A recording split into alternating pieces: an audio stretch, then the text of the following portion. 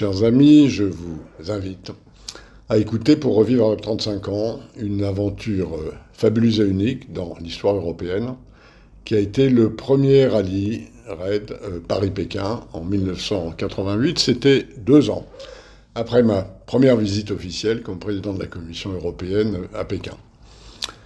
Mardi 12 juillet 1988. 50 jeunes Européens se présentent au départ du premier raid Paris-Pékin. Tous ces jeunes, âgés de moins de 30 ans, devront rallier Pékin en 53 jours. Les véhicules sont des véhicules de série de type 205, R5 ou Visa. Amortisseurs renforcés, réservoirs supplémentaires et protection du moteur sont les seuls aménagements exigés par le règlement. L'objectif des organisateurs, faire de ce rallye automobile une aventure sportive et culturelle qui ne soit ni une course ni un rallye de vitesse. Dans l'esprit des jeunes, une seule idée, aller jusqu'au bout pour revivre les récits de Marco Polo et des acteurs de la croisière jaune André Citroën.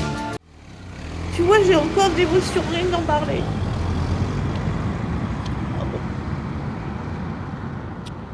Je me dis, tiens, ce qu'il raconte doit être intéressant. Et donc, c'est comme ça que j'ai écouté, en fait, l'émission. J'avais 26 ans, que j'étais sur la terrasse. Voilà, il faisait très beau à Concarneau au mois de mars. Et j'ai allumé la radio. Et il se trouve, en fait, que ma mère écoutait Jacques Chancel, comme beaucoup de ces dames, la fameuse émission Radioscopie. Et donc, France Inter était la radio un peu de la maison. Donc, j'allume la radio, je suis sur la terrasse, mon père est parti travailler, et j'entends la voix de Jacques Chancel. Et le fait que ce soit la voix de Jacques Chancel, ça me fait penser à ma mère. Je me dis, tiens, ce qu'il raconte doit être intéressant. Et donc, c'est comme ça que j'ai écouté, en fait, l'émission. C'était la grande époque de l'aventure, des raids, des expéditions. Il y avait des tas de journaux, Partir, Auto Verte, toutes les Géo, beaucoup de journaux vivaient de tous ces rêves. Les grands voyages n'existaient pas encore. La grande organisation par des agences de voyage ne se faisait pas. Les trekking, ben, c'était des choses individuelles. Donc, il y avait une réception, une ouverture dans la presse tout à fait importante. La deuxième chance que j'ai eue, c'était de pouvoir rencontrer Jacques Chancel, qui est un Pyrénéen comme moi, et qui m'a dit, écoute Alain, le jour où tu as les autorisations chinoises, que c'est vraiment bien lancé, tu viens me voir et on fait une émission. On a fait une émission absolument fabuleuse, une grosseur de radio qui a généré plus de 2000 demandes de dossiers. On ne s'y attendait pas, personne s'y attendait, même Jacques Chancel a été hyper heureux de savoir l'écoute qu'il générait.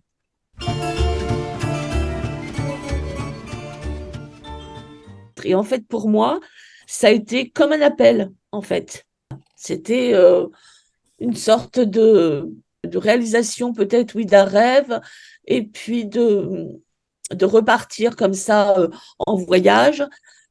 D'autant que mon père étant dans la marine pendant des années, j'avais eu la chance déjà d'avoir fait pratiquement 2 fois le tour du monde, mais là, c'était une aventure qui était différente parce qu'elle était personnelle, elle était en voiture, elle était dans des endroits que je ne connaissais pas, et puis effectivement, ce désir de rencontrer d'autres jeunes, d'échanger avec des populations qu'on ne connaissait pas, de traverser voilà toute une partie du globe, je me suis dit, bah, c'est pour moi. Et en entendant en fait ce qu'il racontait, cette aventure, et qu'il disait, moi, si j'avais moins de 30 ans, c'est une aventure que je ferais, je me suis dit, ah, tiens, mais de quoi parle-t-il exactement?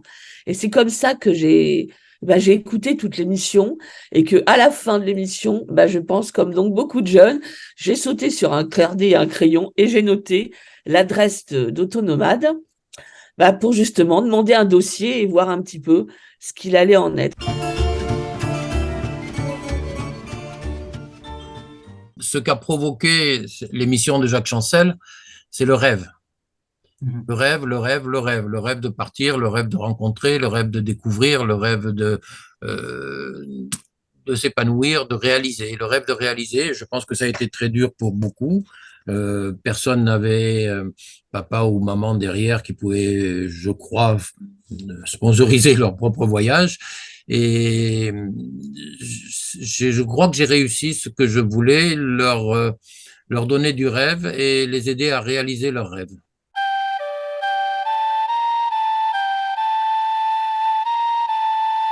Ouvrir la route de l'Extrême-Orient à des jeunes. Pourquoi? Parce que j'ai toujours remarqué que quand on voyage et quand on découvre les autres pays, les autres populations, les autres peuples, on se rend compte qu'ils ne sont pas du tout ce qu'en disent les journaux. Je suis persuadé qu'actuellement, avec tous les événements qui existent, il y a des conflits, mais les conflits sont la chose de peu de gens. Et l'ensemble de la population, qu'elle soit arabe, israélienne, qu'elle soit russe ou qu'elle soit chinoise, demande la paix, demande de vivre en bonne relation, est ouverte à la rencontre, ne cherche pas à imposer sa loi, à imposer son point de vue, sa religion. L'ensemble de la population, on n'a que faire de ça. Tu vois, j'ai encore d'émotions rien que d'en parler. Pardon. La route a été assez classique. Elle suivait en gros des chemins millénaires. Paris-Pékin jusqu'au Pakistan, compris jusqu'à la frontière, et il n'y a qu'une route évidente. Une route évidente qui est à mon avis, une partie de la vieille route de la soie de Marco Polo, donc de Venise. Et ce trajet est évident, il n'y a pas d'autre route qui puisse mener d'un bout à l'autre. Oui, on peut faire des excursions à gauche, à droite, on peut aller voir un monument historique, on peut aller à Petra, on peut aller sur des sites en Turquie, on peut s'arrêter en chemin, il y a des tas de choses à voir et ça faisait partie du raid, qui n'était pas qu'un raid automobile, il y avait une partie culturelle, une partie voyage, une partie découverte à faire. Et bien sûr, le temps était un peu limité, donc ça demandait quand même de grosses heures de route, de pistes éventuellement, et c'était pas toujours facile, avec en plus des circulations dangereuses dans certains pays comme la Turquie, comme le Pakistan, où d'ailleurs il y a eu un accident grave pour nos jeunes.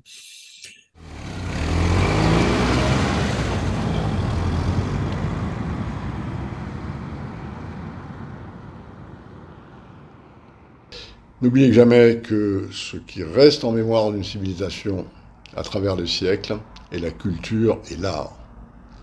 La diversité des peuples, nos différences, sont complémentaires et d'une grande richesse qu'il nous faut continuer à partager pour donner un monde, sinon meilleur, en tout cas moins mauvais, et où l'humanité est la valeur fondamentale. C'était nécessaire il y a 35 ans. Je crains que dans le monde d'aujourd'hui, secoué comme il l'est par des crises et des guerres, ce message est encore plus important 35 ans après. Merci pour votre attention. Signé Jacques Delors. Pour rejoindre Pékin, les équipages devront parcourir 18 000 km et traverser 10 pays. L'Italie, la Yougoslavie, la Grèce, la Turquie, la Syrie, la Jordanie, l'Irak, le Koweït, le Pakistan et enfin la Chine. Au premier épisode de ce podcast audio consacré au premier raid de Paris-Pékin Jeunes de 1988, ont participé Pascal Lamy, ancien commissaire européen, Jacques Delors, ancien président de la Commission européenne, Alain Lafeuillade, organisateur du raid Paris-Pékin Jeunes 1988, et Armelle Gouérou, participante. Archive audio tiré du film réalisé par Richard Valverde et Claire Hinard, participant.